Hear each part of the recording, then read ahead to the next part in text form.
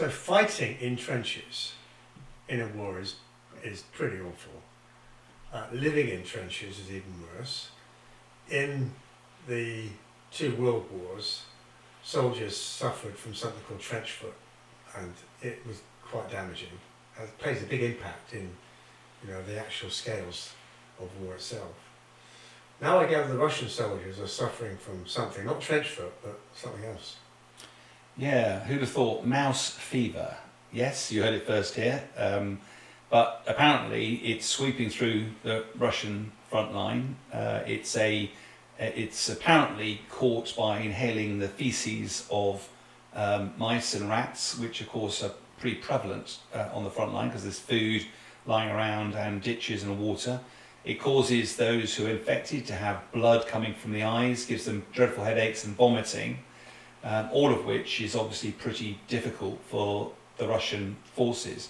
Now, when I first heard this, of course you chuckle, mouse fever, really? Is that decimating?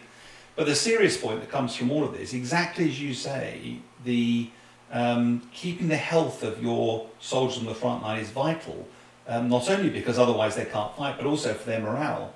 And in the West, after those dreadful times in the trenches in the First and Second World Wars, the West has spent a lot of money on getting our military equipment to be watertight, to be warm, to have waterproof boots and the like, because it's so important on the battlefield. Russia does not invest in that sort of thing at all.